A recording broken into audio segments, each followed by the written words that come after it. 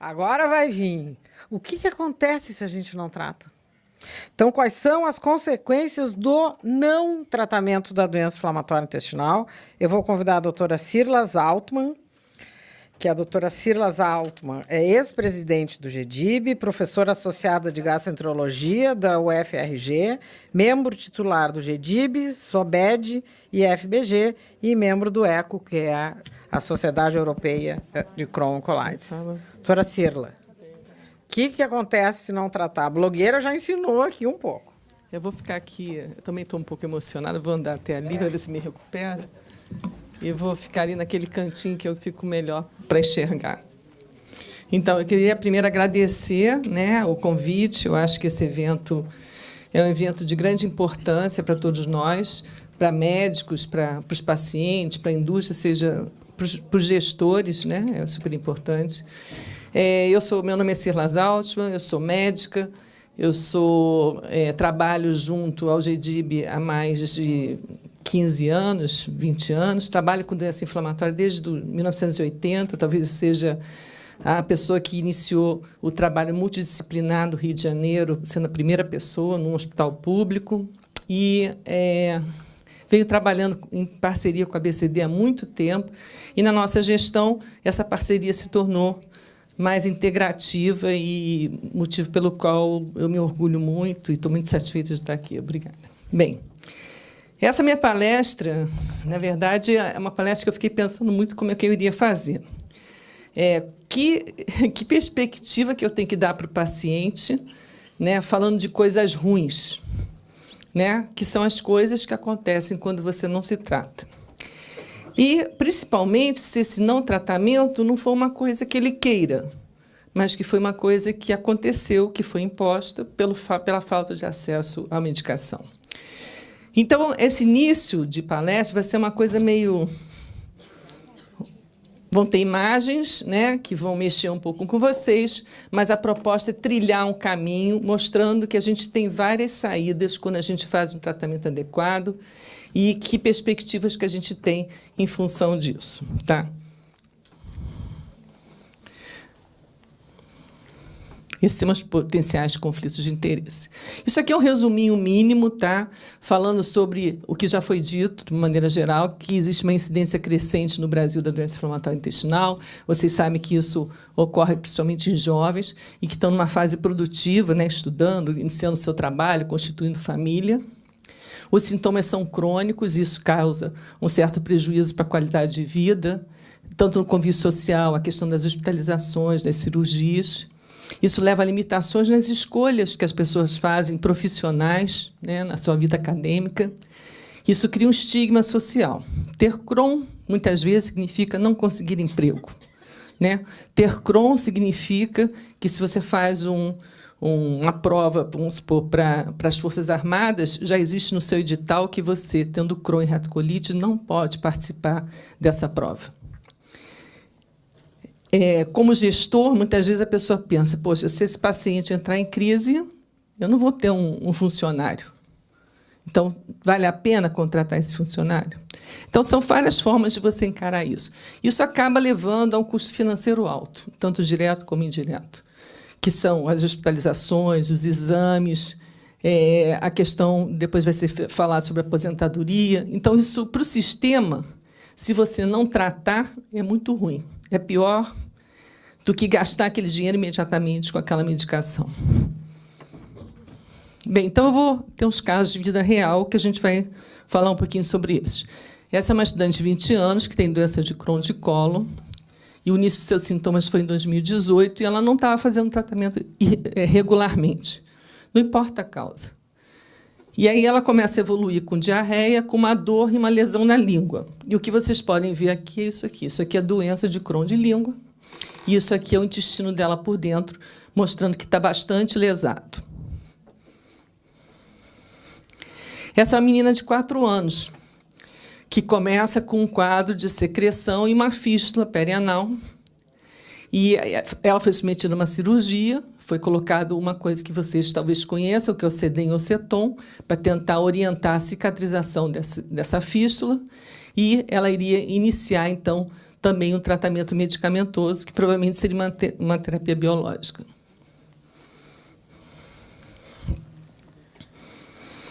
Essa é uma paciente de 38 anos que tem colite ulcerativa desde 2008. Ela usava corticóide com muita frequência, mas, efetivamente, ela não conseguia desmamar esse corticóide. Já tinha usado mesalazina, azatioprina, sem resposta. E entrou com uma solicitação de liberação de biológico. Demorou muito isso. Ela acabou sendo internada. Foi feito corticóide venoso. Ela não respondeu. Ela foi para a cirurgia. E o que a gente vê aqui? Um colo totalmente destruído. Ele foi todo retirado. E ela ficou com uma ileostomia. Isso há 6 semanas do seu casamento. Então, quando ela foi se casar, ela estava com uma ileostomia. E esse é um paciente de 72 anos, aposentado, que também tinha colite ulcerativa. O início dos sintomas foi em 2004. O diagnóstico foi em 2007. Levou 3 anos para fazer o diagnóstico. E ele vinha em tratamento irregular com a mesalazina. Numa dessas avaliações que foram feitas para ver se ele estava em atividade ou não, foi detectado, nessa região aqui do reto sigmoide, esse tipo de estreitamento com uma úlcera, que aqui tinha um câncer. E essa outra região aqui, que é nessa região, tinha um outro câncer. Consequentemente, ele teve que ser submetido a uma colectomia total.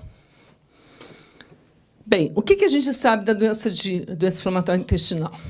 Ela é caracterizada por ciclos de atividade e emissão. Da mesma forma como são as estações do ano. Uma vez eu estou bem, uma vez eu estou mal. E eu tenho que estar me preparando sempre para não estar mal. É essa a proposta. Embora seja dito para a gente tem a questão quântica, né? Mas, efetivamente, até hoje, a gente não conseguiu resolver o problema. Então, a gente continua dizendo que a doença não tem cura. Mas essas doenças, elas têm um comportamento progressivo. E é nisso que a gente tem que se debater. Não adianta só melhorar o sintoma. Tem uma outra coisa que está por trás, que é o dano. Então, aqui vocês veem que a doença ela tem períodos de remissão e atividade, como já foi dito. E isso, através do tempo, vai promovendo de forma exponencial, que é essa curva, diferentes alterações. Então, no início, eu tenho um processo inflamatório. Essa doença, no Crohn, ela vai por todas as camadas da parede do intestino. Ela pode promover uma comunicação com outros órgãos, que é a fístula, ou ela pode estreitar aquele segmento onde tinha um processo inflamatório. Então, a tendência é desenvolver estenose, fístulas, abscessos. Esse paciente acaba indo para a cirurgia, que também não é curativa, e começa o processo novamente, se ele não for medicado. Mas em que momento acontece esse chamado dano? Na verdade, muitas vezes a pessoa, quando tem o diagnóstico inicial, ela já tem dano. Então, a gente vê que em cerca de 30% dos casos, os pacientes, ao diagnóstico, já têm um dano. Só que isso, à medida que o tempo vai passando, vai aumentando, e vocês veem que, mais ou menos entre 2 a 10 anos, 50% já tem um dano substancial intestinal, e muitas vezes isso significa que o tratamento medicamentoso não vai ser resolutivo. Eu acabo indo para a cirurgia, e depois da cirurgia, que resolve aquele problema localizado, por exemplo, de uma estenose, se eu não me tratar, aquilo vai voltar. Em cerca de 50% dos casos, a pessoa volta para uma segunda cirurgia em 10 anos.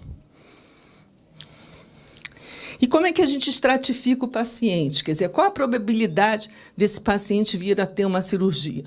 A gente usa algumas formas de pensar que tem a ver com a localização da doença, se ele já tem estenose, se tem fístula. Esses são indivíduos que começaram muito jovens a sua doença. Então, a probabilidade cumulativa de cirurgia em 10 anos é em torno de 38%.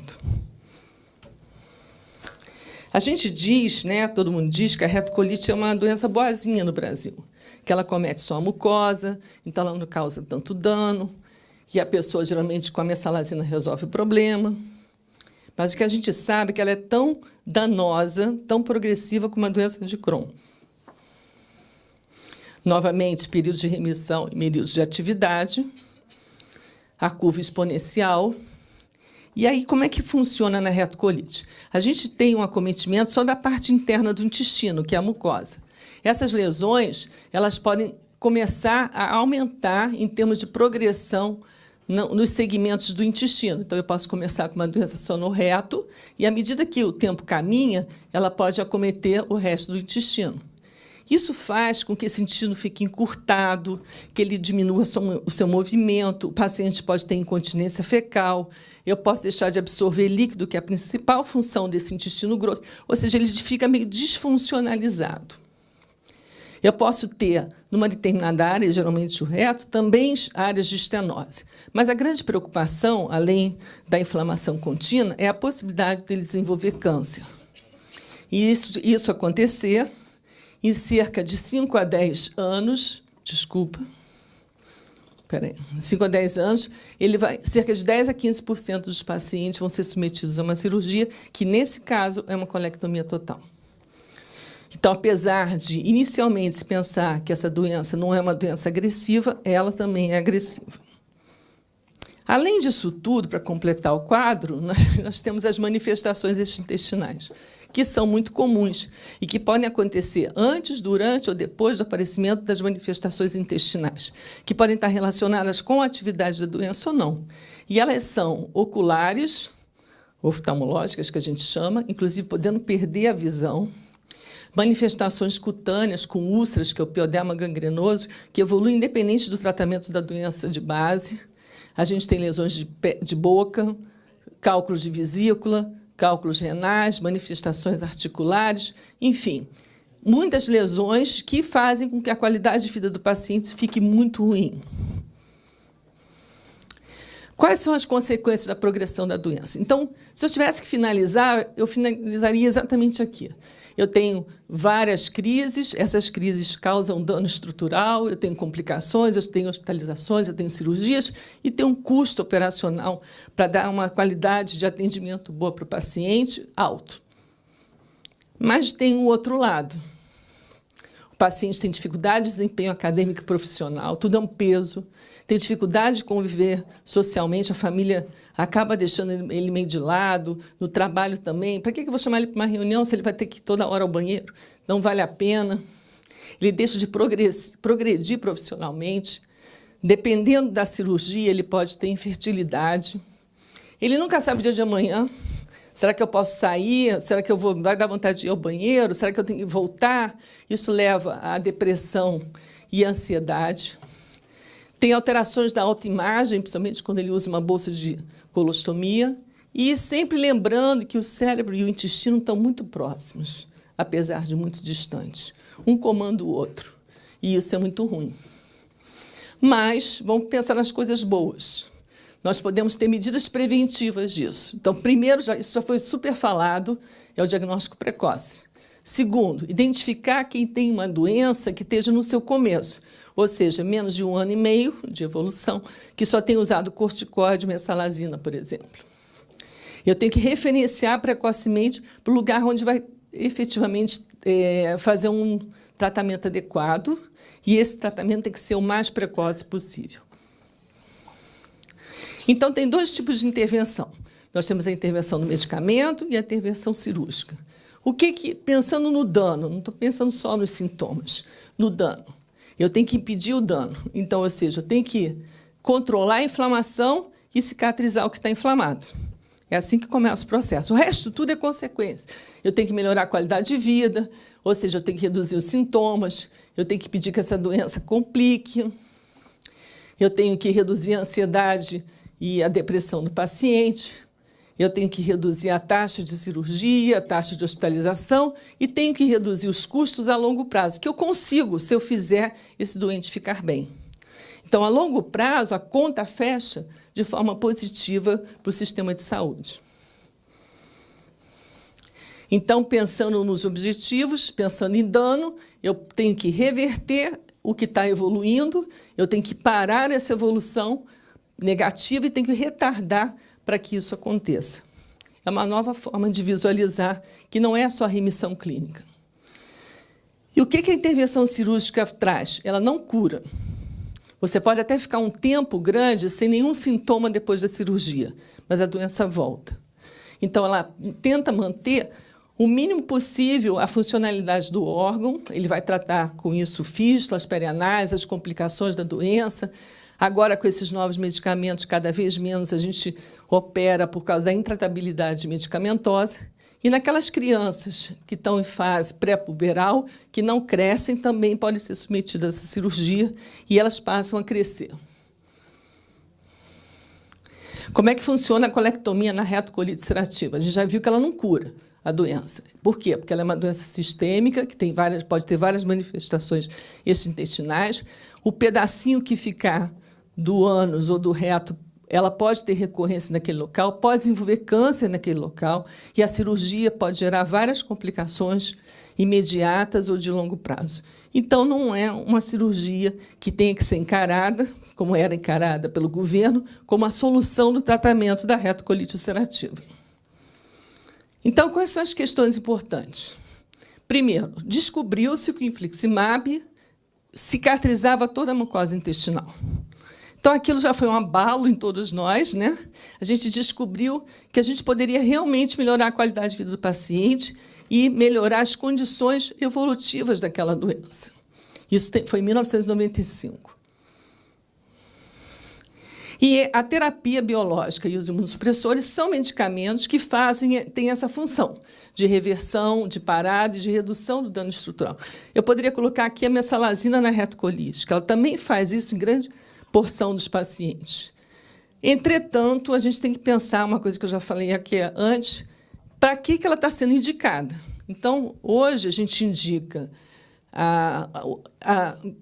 principalmente a terapia biológica, para aqueles pacientes que têm doença inflamatória intestinal, retocolite ou Crohn, com atividade moderada a grave.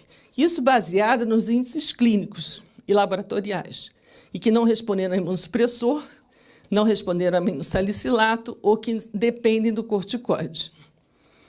E aí vamos para o PCDT da doença de Crohn. O que ele não contempla? Ele não contempla que o paciente pode estar grave na sua evolução, mas naquele momento ele não tem muita atividade.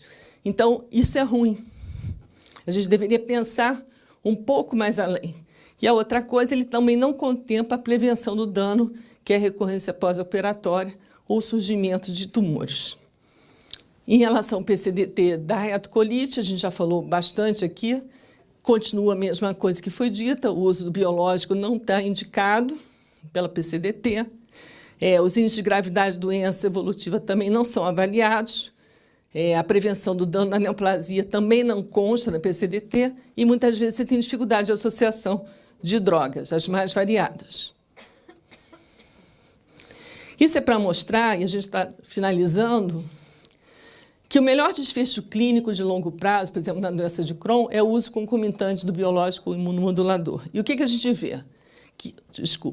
Que quanto mais precoce a terapia, menos cirurgia, menos estenose, menos fístula e menos comportamento progressivo da doença. O que a gente vê? Esse é um trabalho super interessante que mostrou que quando houve um aumento no uso do biológico, que foi mais ou menos em 2005 aqui, houve uma queda importante da colectomia na retocolite ulcerativa. Então, mostrando que esse é um medicamento que deveria ser utilizado para resgatar os doentes com doença moderada ou acentuada. E na prevenção da recorrência pós-operatória, que medicamento tem mais impacto em evitar isso? Não estou nem falando se deve começar logo depois da cirurgia ou se a colonoscopia der alguma lesão. Mas, efetivamente, falando de terapia biológica, ela foi muito melhor, tanto na recorrência endoscópica como na recorrência clínica, comparada ao tratamento convencional. Então, a gente pode modificar, sim, a progressão da doença. E aqui eu queria passar um videozinho de 1 minuto para vocês verem o que a gente está fazendo aqui e o que a gente pode fazer.